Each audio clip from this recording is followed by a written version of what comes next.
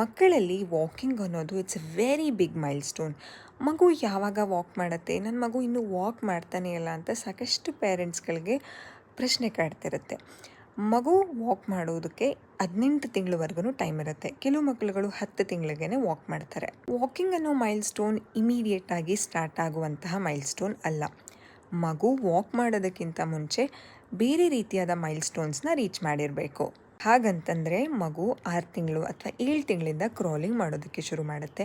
ಅದಾದಮೇಲೆ ಚೇರ್ ಇರ್ಬೋದು, ಬೆಡ್ ಇರ್ಬೋದು, ಸೋಫಾ ಇರ್ಬೋದು, ಅಂತಹ ಆಬ್ಜೆಕ್ಟ್ಸ್ನ ಇಟ್ಕೊಂಡು ನಿಲ್ಲೋದಕ್ಕೆ ಶುರು ಮಾಡುತ್ತೆ. ಆ್ಯಂಡ್ ನೆಕ್ಸ್ಟ್ ಆ ಆಬ್ಜೆಕ್ಟ್ಸ್ನ ಇಟ್ಕೊಂಡು ಪುಟ್ಟ ಪುಟ್ಟ ಹೆಜ್ಜೆಗಳನ್ನ ವಿತ್ ಸಪೋರ್ಟ್ ಇಡ್ತಾರೆ.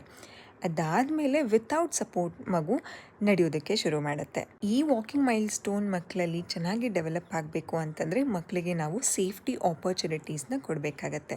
18 ಮಂತ್ಸ್ವರೆಗೂ ಮಕ್ಕಳಲ್ಲಿ ವಾಕಿಂಗ್ ಮೈಲ್ ಸ್ಟೋನ್ನ ಎಕ್ಸ್ಪೆಕ್ಟ್ ಮಾಡ್ಬೋದು.